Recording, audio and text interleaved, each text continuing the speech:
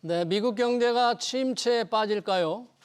인플레는 잡히고 고용은 탄탄하던 지금까지 분위기와 전혀 다른 불안감이 증시를 짓누르고 있습니다. 미국 경제의 엄습한 이른바 아래 공포 현실이 되는 건지, 하방 압력이 커진 반도체 업종은 정점이 임박한 건지 전문가들과 토론해 보겠습니다. 양준석 가톨릭대 경제학과 교수, 조현주 NH투자증권 책임연구원 나오셨습니다. 어서 오세요. 안녕하세요. 반갑습니다. 지난 8월 초 뉴욕 증시가 폭락했던 때가 딱 한 달이 안 됐는데 다시 경기 침체가 지금 제기되고 있습니다. 최근 발표되는 미국의 몇 가지 고용 지표들이 경기가 정말 둔화되는가 보다 이런 걸 뒷받침한다는데, 조현주 연구원님, 최근 발표된 미국의 경제 지표 어떤 것들이 이렇게 조금 경기 상황이 안 좋다는 걸 예고하는 거예요?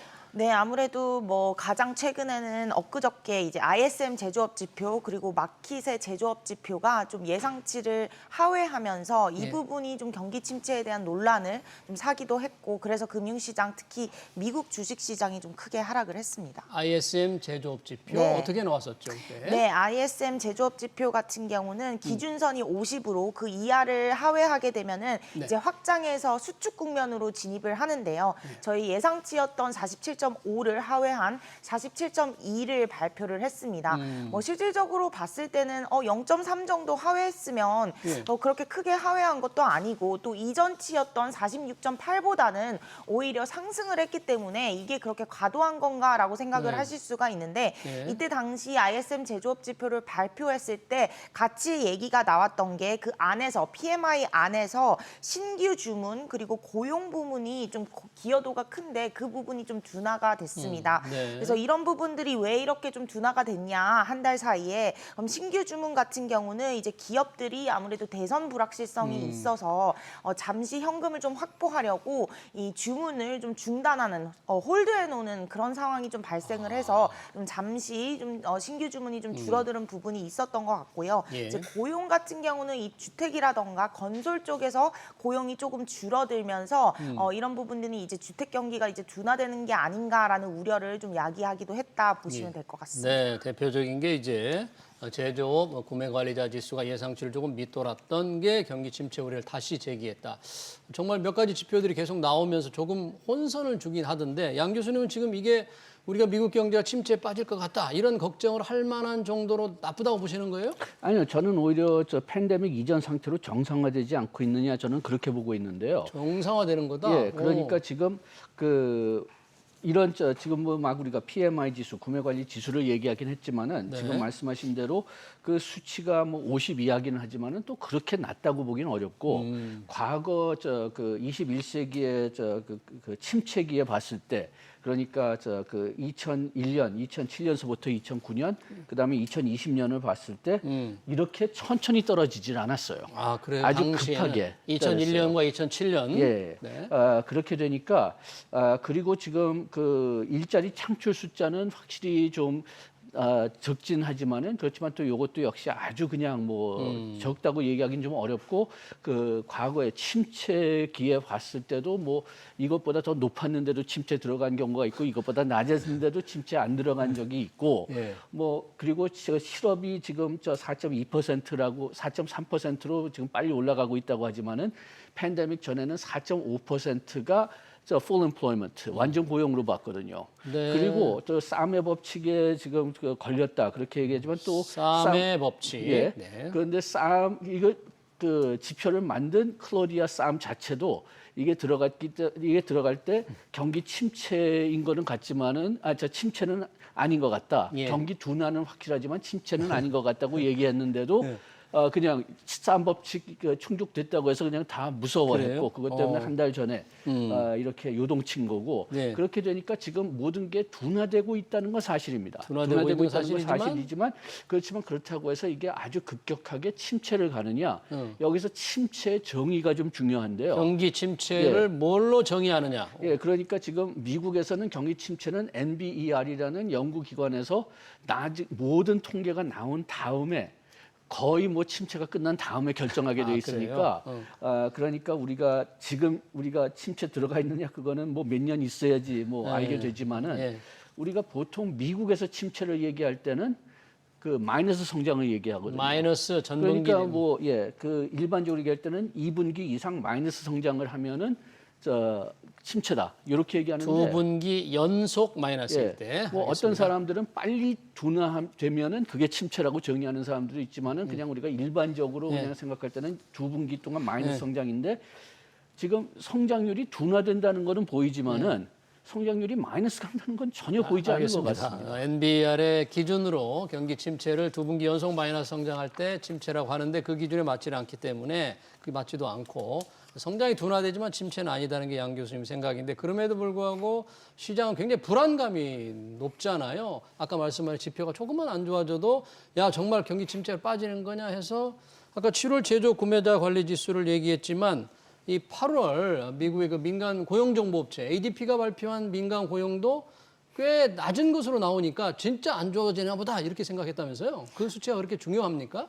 아무래도 이제 민간 고용이 이제 고용 시장의 핵심 고용을 좀 이끄는 부분이기 때문에 저희가 고용 지표가 좀 늦게 나오니까 그거를 좀 선행해서 어느 정도 고용 시장을 예측할 수 있는 게 ADP의 민간 고용이다라고 보시면 되고 이번에 9.9만 명을 증가하면서 예상치였던 14만 명을 좀 크게 하회했다라고 생각을 하시면 됩니다. 그리고 연준 베이지북에서도 이제 12개 관할 지역 중에서 한 9개 정도 지역이 좀 둔화됐다 이렇게 경제 활동이 정체되거나 둔화됐다 이렇게 발표를 하면서 전월 달에 5개 지역이었던 거에 비해서는 둔화되고 있는 거는 맞다 이렇게 보실 수가 있습니다. 그래서 이런 부분을 좀 감안해서 봤을 때 저희가 이제 오늘 밤에 나올 고용 지표를 조금은 예측해 보자면 미리 좀 예상을 했던 것보다는 좀 둔화될 수도 있지 않을까라는 부분을 좀 열어두고는 있습니다. 예상치는 어떻게 지금 나오고 있습니까? 8월 고용 일자리 창출 숫자가. 네, 지금 비농업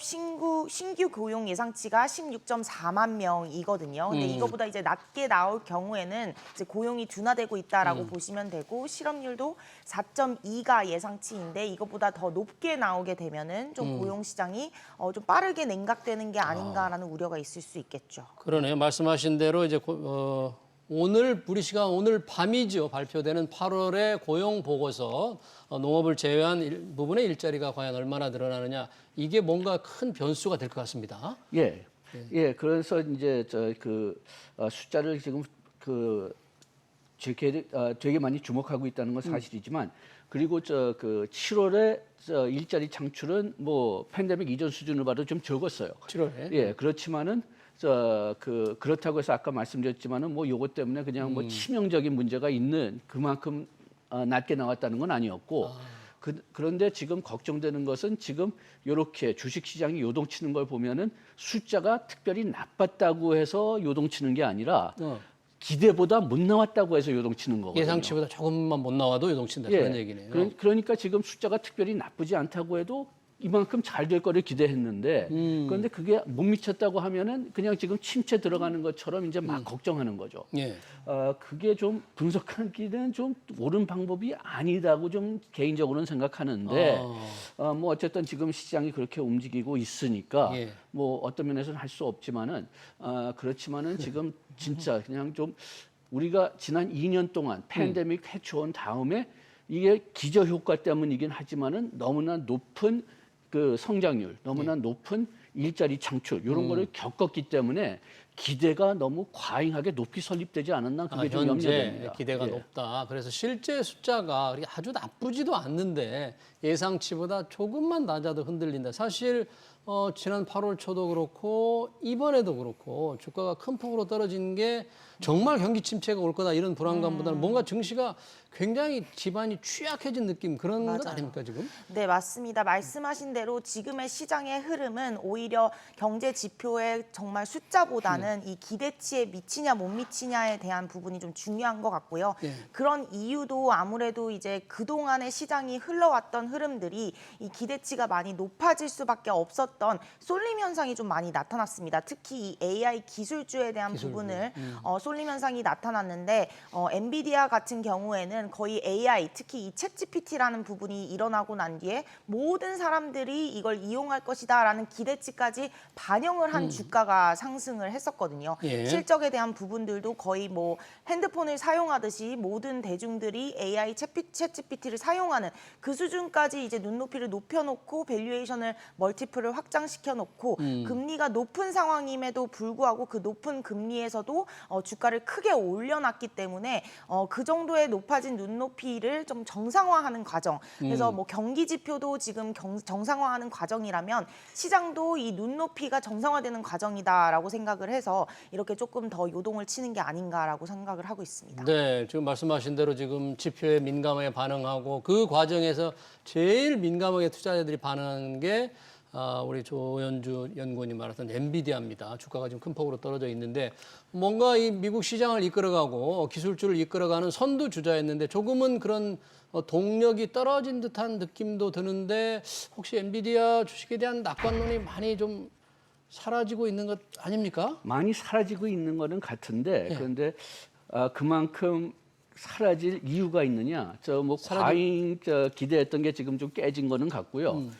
그다음에 또 이번에 엔비디아가 실적을 공개했는데 실적이 나쁘지 않거든요. 굉장히 예. 좋은 실적인데 기대에 미치지 못했다고 해가지고 지금 다 빠진 건데 그런데 우리가 지금 역시 21세기 들어와 가지고선 새 기술 나왔을 때 변화를 본다면 뭐 조금 전이지 21세기 조금 전이지만 뭐 닷컴을 보든지 뭐 저 가상현실을 보든지 네. 또 뭐 그 야채로 만든 뭐 고기 같은 거 그런 걸 보든지 보면은 요게 한 10년, 20년 동안 물 밑에서 연구를 하고 있었단 말이에요. 예. 그러다가 어느 시기 되니까 좀 멋있는 것이 나와가지고선 언론이나 뭐 투자자들의 관심을 얻게 되죠. AI를 해봤더니 이게 글 생각보다 잘 쓰더라.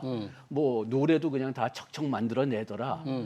딥페이크 그 그림도 사진도 진짜 그냥 진짜 같이 만들어내더라. 그러니까 그 투자자들하고 국민들의 어떤 뭐라고 할까요? 그냥 그 환상을 산 거죠. 그래가지고선 과대 기대가 이루어졌다가 시간이 조금 지나니까 이게 20년 동안 연구 결과가 갑자기 나온 거니까 갑자기 나오니까 지금 그 투자자들이나 사람들은 요 연구가 빨리 이루어진다고 좀 착각을 한 거죠. 그런데 연구라는 것은 더 첨단에 갈수록 느려지거든요. 더 힘들어지니까. 그래서 기대만큼 이 기술 발전이 빨리 이루어지지 않는 거예요. 네. 또 이렇게 많이 투자하니까 이걸 가지고 흑자 낼 수가 있느냐 염려를 하는 거예요. 그러니까 그렇게 높았던 기대가 무너지죠. 예. 그래서 닷컴 버블 때는 뭐 미국 거의 뭐 그 금융 위기까지 갔었고 그 다음에 뭐 가상현실 같은 것은 한때 팍 뜨다가 지금 완전히 그냥 폭락했고 그리고 또 뭐 아까 얘기했던 뭐 야채, 고기 같은 것도 역시 마찬가지로 지금 뭐 거의 뭐 투자자를 구할 수가 없고 그래서 그런 패턴이 지금 반복되지 않는가 생각됩니다. 그런데 이걸 한번 거쳐 가야 되는 거거든요. 그럼 반복된다면 지금 이 엔비디아가 주도하는 인공지능이 인공지능이 지금 열풍도 조금 생각보다는 실망했기 때문에 그렇기 때문에 지금 그 기대를 정상화시키는 거죠. 그러면은 다른 기술들도 보면 닷컴 같은 것도 보면은 그때 닷컴 그 거품이 깨졌지만은 지금 닷컴은 필수적인 존재가 됐잖아요. 그렇죠. 그러니까 그렇게 그 기대가 재조절되면서 과거에 생각하지 않았던 용도가 나오든지 아니면은 좀 더 실질적인 기대를 하든지 해가지고선 그게 기술이 나중에 중요하게 되기는 됩니다. 되는데 그 그렇지만은 처음 생각했던 것보다는 다르거나 적죠. 네, 기대만큼 높지 않을 수 있다는 점 그런 것 때문에 경기 침체 우려와 맞물리면서 인공지능 거품론이다 엔비디아 뭐 정점이 되는 게 나오는데 끊이질 않는 것 같아요.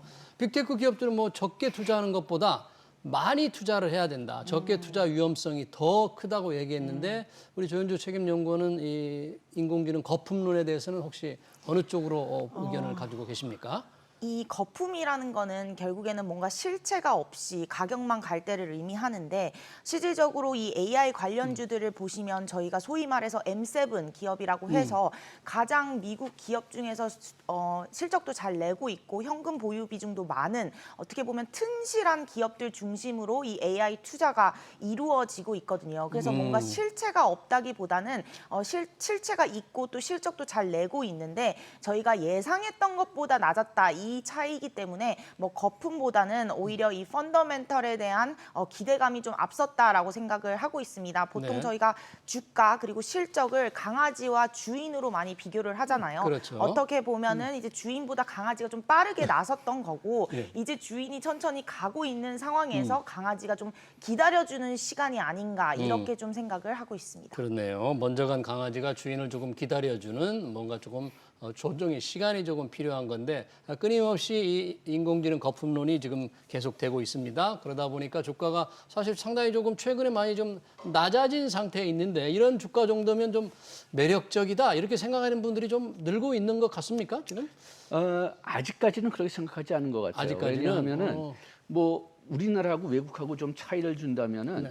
우리나라 투자는 좀 상당히 단기적으로 하는 면이 많아요. 우리 투자자들. 예, 그런데 지금 단기적으로 본다면은 올라가기보다는 더 떨어질 가능성이 좀 더 크기 때문에 그렇기 때문에 당분간 우리나라에서는 별로 인기가 없을 거라고 생각하는데 미국은 좀 다른 것 같아요. 미국은 기관 투자자들은 단기적으로 많이 투자하지만 그렇지만은 뭐 우리가 생각하는 뭐 개미라고 할까요? 그럼 미국 개미들은 장기적으로 주식을 가질 생각을 하거든요. 예. 그러니까 미국 개미들은 들어올 것 같습니다. 아, 그래요. 단기적으로 우리 투자자들, 국내 투자자들은 상당히 단기적으로 하니까 조금 그렇다. 뭐 장기적으로 계속 투자해서 수익률이 높았더라면 우리 동학개미들도 장기적으로 투자했을 텐데 장기적인 투자자 성적이 좀 안 좋으니까 단기로 바뀐 게 아닌가 이런 생각이 그런 듭니다. 것도 있고 또 환율도 생각을 해봐야죠. 환율도? 예, 지금 1,350에서 지금 떨어지고 있으니까 수익률이 어느 정도 괜찮아도 환율 때문에 또 손해 볼 수가 있으니까. 손해를 본다. 그러니까요. 그러니까 뭐 단기적으로는 저 주식 가격도 좀 더 빠질 수가 있고 그다음에 환율로도 수익이 좀 낮아질 수가 있고 그리고 지금 환율만 고려하면은 또 그냥 주식이 비싼 상태로 볼 수 있으니까. 그러네요. 예. 우리 조현주 연구원은 지금 시점에 엔비디아를 투자 관점에서 바라본다면 혹시 어떻게 평가를 하세요? 저도 이제 거의 비슷한 것 같습니다. 지금 관점에서 당장 저희가 뭐 모멘텀이 크지는 않다라고 생각을 해요. 굉장히 높아진 기대감이 조정되는 과정에서 지금 이 실적이 좋게 나온다고 하더라도 뭔가 환영을 할 만한 이슈는 아닌 것 같고요. 예. 뭔가 킬러 앱이라던가 아니면 실질적인 수익화가 더 크게 점프할 수 있는 뭔가가 나오지 않는 한은 아직까지는 좀 지금 엔비디아의 가격이 많이 낮아졌다고 하지만은 거기서 크게 뛰기는 좀 지금 불확실성이 너무 많다 이렇게 좀 판단하고 있습니다. 지금요 엔비디아에 대한 주가 상황을 봤는데 뭐 엔비디아 주가에 직접적으로 영향을 받는 게 우리 삼성전자, SK 하이닉스입니다. 삼성전자 지금 6만 전자로 추락했는데 반도체 경기가 굉장히 괜찮을 거다. 메모리 업황도 굉장히 좋다 그러는데 정점이 조금 다가오고 있다, 임박했다 이런 분석도 있다고 그래요. 그런 분석은 어떻게 좀 타당하고 합리적으로 보십니까, 분석이? 지금 굉장히 미지수가 나온 게 지금 내년 상반기까지는 이 AI의 투자가 지금 뭐 거품설도 있지만은 뭐 이미 들어간 돈이 있고 이미 계획된 돈이 있기 때문에 내년 상반기까지는 AI 투자가 꽤 활발하게 이루어질 수가 있어요. 내년 상반기까지요? 내년 상반기까지요. 그렇게 해서 그거에 더 덩달아서 뭐 삼성하고 그 하이닉스도 괜찮을 것 같은데 문제는 내년 하반기서부터입니다. 네. 내년 하반기서부터는 지금 예측이 다 전문가들끼리도 맞지가 않아요.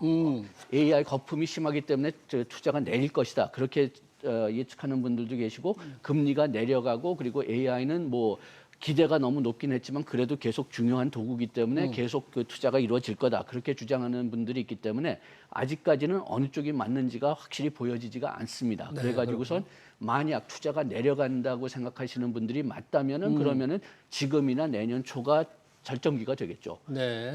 개인적으로는 어느 정도 투자가 계속 될 거라고 생각은 하지만은 네. 그렇지만은 뭐 그런 그 두 가지 설 때문에 지금 뭐 미래가 그 정확하게 보이지는 않습니다. 네, 반도체의 이 정점론이 조금 다가오고 있다고 하는데 우리 양준석 교수님은 내년 하반기 이후는 조금 밝지 않게 보는 수요가 그렇게 좀 연구를 하셨고 우리 조현주 연구원께서 보시기에는 그러면 반도체 업종에 뭔가 상승 모멘텀, 상승 기회가 좀 있을 것 같나요? 아무래도 이제 이런 부분들을 고려를 하려면 예. 저희가 생각했을 때는 이제 숫자가 좀 나와야 됩니다. 이 주식 시장에서는 뭔가 모멘텀이 나오려면 실적? 네, 실적이라던가 아니면은 뭐 수출 증가율이라던가 이런 모멘텀들을 좀 봐야 되는데 지금 한국 수출 증가율 같은 경우는 지금 두 자릿수에서 하반기에는 한 자릿수 증가율로 둔화가 되고요. 예. 또 내년 같은 경우는 정말 미국 대선에서 누가 될지는 모르겠지만 만약에 트럼프가 된다고 하면은 한국 수출 증가율은 마이너스로 또 내려갈 수가 있거든요. 그렇게 되면 우리 미국 수출 증가율이 네, 맞습니다. 네. 아무래도 이제 관세 인상 정책을 시행하게 되면은 한국이 중국으로 수출하는 부분들이 예. 많이 줄어들 수밖에 없기 때문에 한국 수출 증가율이 크게 둔화가 될 수 있어요. 그래서 주식시장 같은 경우는 이 수출에 굉장히 민감하기 때문에 이 수출이 둔화되게 되면 당연히 실적도 저희가 예상했던 것보다 더 낮아지게 되겠죠. 그래서 네. 아직까지 지금 반도체 삼성전자를 사기에는 변수들이 너무 많다. 대선에 대한 부분들도 좀 봐야 되고요. 예. 그리고 한국 수출에 대한 앞으로의 흐름들도 좀 지켜봐야 된다라는 측면에서 저희는 아직은 보수적으로 좀 대응하고 있습니다. 보수적으로 네. 수출이 가장 좀 민감하고 그에 따라서 뭐 삼성전자 반도체 이제 실적 네. 또 실적이 결국 이제 수출에 이런 게 반영이 될 거니까 네. 그 부분의 숫자 과연 어떻게 나오는지에 따라서 얼마나 이게 다시 올라갈 수 있을지 그게 결정이 된다 그런 얘기네요. 네, 맞습니다. 네, 지금은 어떤 뭐 반도체 분위기가 조금 약하니까 상태를 조금 더 지켜봐야 되겠습니다. 아까 우리가 미국 경기 침체 얘기를 좀 말씀을 해주셨는데 이제 그러니까 자연스럽게 만약에 침체가 경기 상황이 어느 정도로 나빠질지 고용 동향에 따라서 연준의 금리 인하가 이제 달라지겠잖아요. 9월에 17, 18일이죠 이번에. 예, 그렇게 해서 제 개인적으로는 뭐 자꾸만 빅스텝을 택할 거다 그런 얘기가 0.5% 나오는데 포인트. 0.5 네. 그런데 저는 그냥 베이비 스텝을 할 걸로 예상하고 있습니다. 왜냐하면은 객관적인 통계로 보면은 아까 말씀드렸지만은 아직까지 그렇게 나쁜 통계가 없어요. 그리고 연준이 계속 얘기하는 그 말이 우리는 통계를 보고 정한다.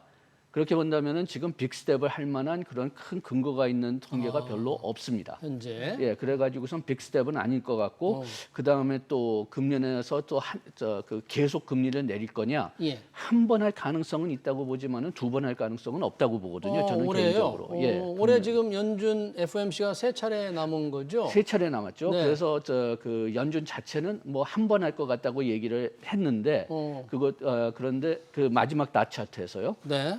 그런데 뭐 자꾸만 시장에서는 뭐 이번에 빅스텝 하고 그다음에 또 빅스텝 한 번 더 하고 또 베이비 스텝 한 번 하지 않을 거냐 뭐 그 최고 그런 것까지도 그런 그 수준까지도 얘기했는데 네. 그거는 뭐 갈수록 좀 설득력이 없어지는 것 같고요. 예. 한 번 베이비 스텝 그다음에 어쩌면은 한 번 더 베이비 스텝. 아. 그런데 물론 통계가 지금보다 훨씬 더 나빠지면은 또 이야기가 달라지지만 예. 지금까지 나온 통계를 보면은 뭐 그렇게 뭐 빅스텝을 해야 된다는 그런 통계는 안 나오는 것 같고 네.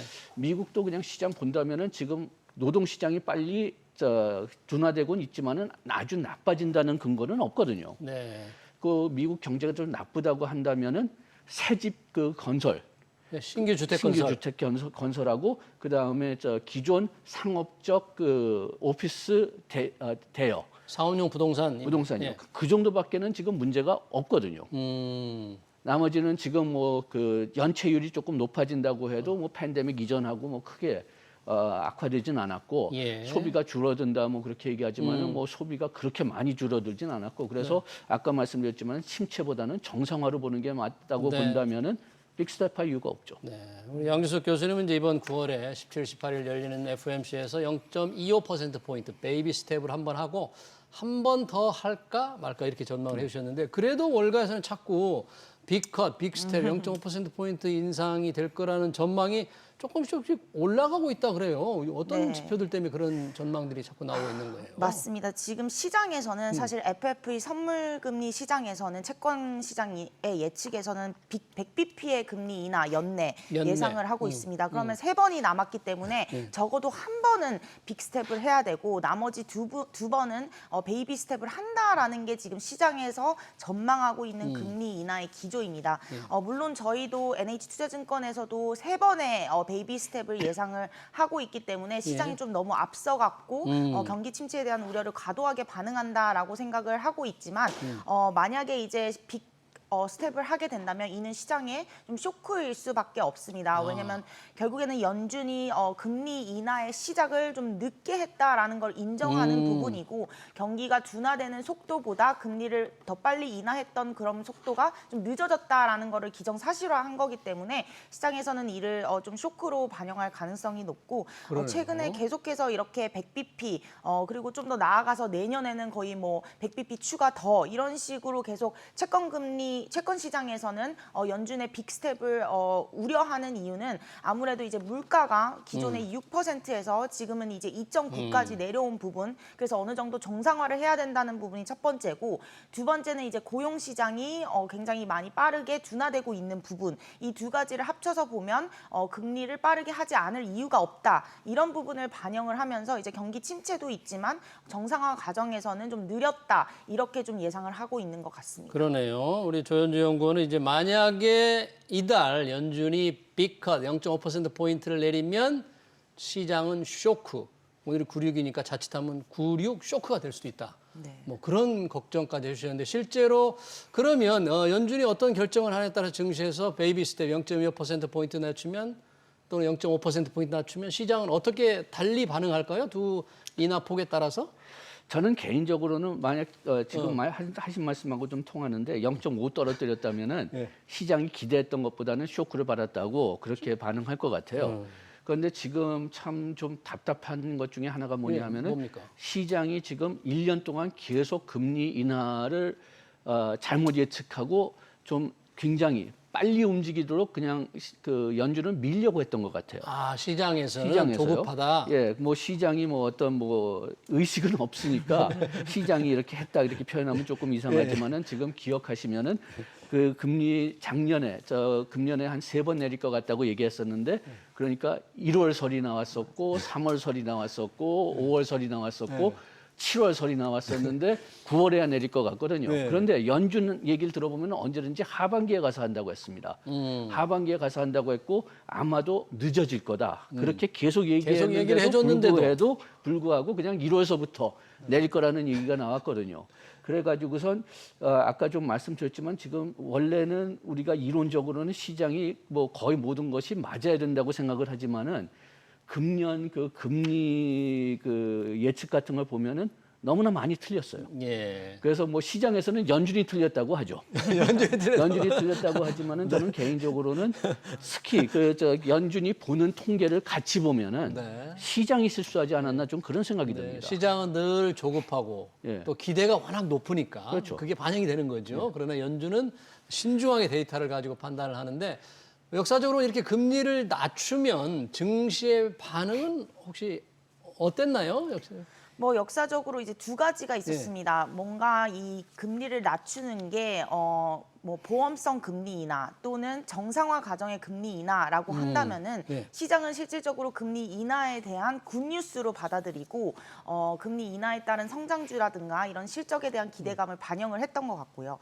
만약에 이런 정상화 금리 인하 아니면 보험성 금리 인하가 아니라 이제 침체를 염두한 침체성 금리 인하라고 본다면은 금리 인하를 해도 경기 침체를 막을 수 없다. 그거에 대한 효과는 크지 않다. 이렇게 우려를 하면서 오히려 더 크게 하락을 하면서 침체를 반영했던 부분이 있습니다. 그래서 지금 시장에서 나오는 게 이번에 금리 인하가 리세션 컷이냐 아니면은 정말로 어저스트먼트 컷이냐 이 두 가지를 놓고 갑론을박이 나오고 있는 상황인데 이제 말씀하신 대로 경제 지표라던가 이런 측면을 봤을 때는 리세션 컷이라고 하기에는 미국 GDP나 미국 가계들의 부채 상황도 너무 견조하기 때문에 그래서 지금은 어저스트먼트 컷이다 이렇게 예상을 하고 있어서 이로 인해서는 조금씩 주택 경기도 회복 국면으로 다시 오고 금리의 인하에 따라서 미국 기업들의 실적 부담도 좀 더 완화되고 이런 식으로 조금은 낙관적으로 월스트리트 그리고 금융시장에서는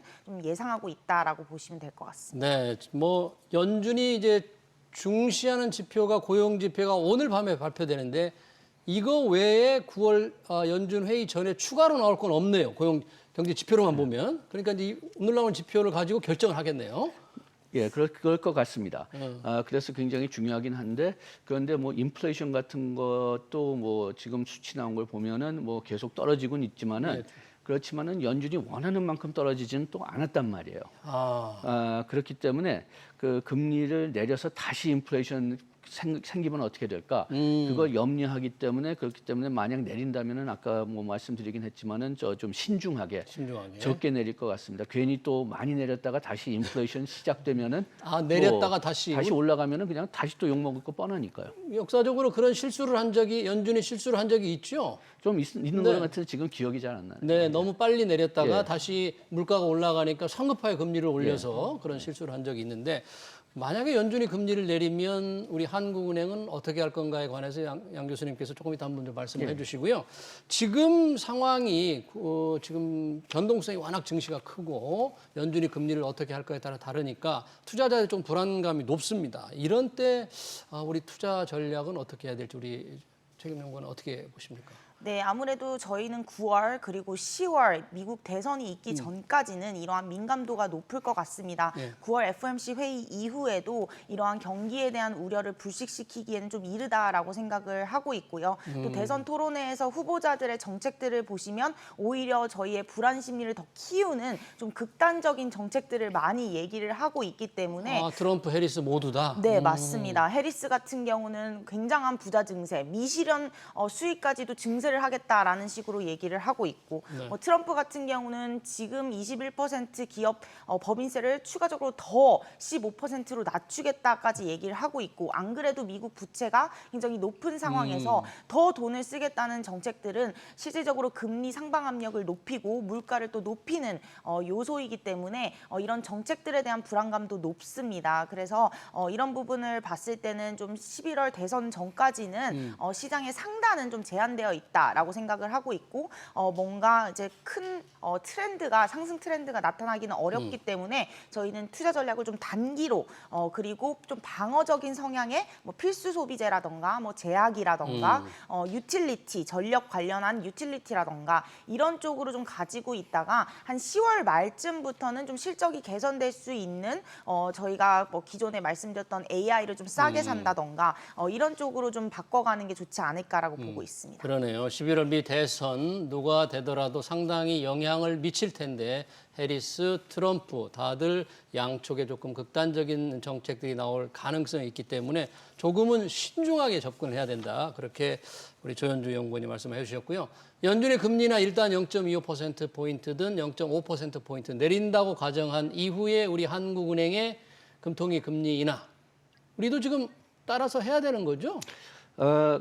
그런 게 맞는 것 같은데 지금 큰 문제가 하나 있어요. 뭐 다 아시겠지만은 가계 부채하고 큰 문제가 큰 문제. 하나 있는데 가계 부채하고 그 서울 부동산 가격이죠. 부동산. 그래서 그거를 좀 부연 설명을 한다면은 지금 금리를 내렸는데 그래서 금리를 내려가지고선 대출이 늘어가지고선 이게 소비나 투자로 가지 않고 부동산 쪽으로 간다면은 그러면 경제 회복에 좋아질 것도 없고 오히려 거품 가능성을 키워주고 그래서 경제에 좋은 면이 하나도 없습니다. 그래가지고 지금 그 한국은행도 그런 얘기를 벌써 몇 번 꺼냈는데 이렇게 부동산으로만 돈이 가게 되는 구조가 계속 남아 있으면은 안 내릴 수도 있다. 아니면은 11월이나 12월에 내릴 수도 있다. 그런 신호를 이미 줬거든요. 그래서 저는 개인적으로는 그걸 어떻게 해석하고 있느냐, 정부한테 부탁하는 겁니다. 정부한테 무슨 부탁을 하는 거예요? 그 돈이 부동산 시장으로 가지 못하게 좀 규제 같은 것을 만들어 달라. 왜냐하면은 한국은행은 그렇게 할 수가 없거든요. 한국은행은 오직 금리를 내릴 수가 있고 금융 건전성을 위한 몇 가지 규제는 할 수 있지만은 돈이 이렇게 가라 저렇게 가라는 규제는 만들 수가 없습니다. 지금 정부 행정부 감독 당국에서 은행들 아주 돈줄을 꽉 조이고 있잖아요. 예, 그렇죠. 그런데 그 전에 7월에는 그 DSR 규제 집행을 늦췄죠. 그게 어떤 면에서는 여기에 방아쇠가 됐죠. 그래가지고선 저는 개인적으로는 차라리 투명한 DSR을 놓고 DSR은 또 소비자 보호의 역할도 있으니까 차라리 7월에 DSR을 계획대로 시행하고 그런 다음에 지금 이렇게 정부가 그냥 암묵적으로 목을 쥐는 것은 이거 진짜 불투명한 정책이기 때문에 별로 좋아하지는 않는데 할 수 없이 하는 거거든요. 그렇기 때문에 차라리 제가 규제를 좋아하지 않지만은 그렇지만은 그래도 투명한 규제, LTV나 DSR 강화를 해가지고선 좀 돈을 가진 거를 막으면은 그러면 한은이 안심하게 금리를 좀 내릴 수가 있다. 이 돈이 대부분은 소비나 투자로 갈 거다. 그렇게 좀 자신할 수가 있는데 그렇게 자신할 수 있는 어떤 근거가 없다면 알겠습니다. 하는 입장에서는 금리를 내릴 이유가 별로 없는 것 같습니다. 알겠습니다. 미국의 경기 침체 우려 관련해서 미 연준의 금리 인하 전망 그리고 우리 반도체 투자 전략까지 잘 들었습니다. 지금까지 양준석 가톨릭대 경제학과 교수, 조현조 NH투자증권 책임연구원이었습니다. 두 분 고맙습니다. 고맙습니다. 감사합니다.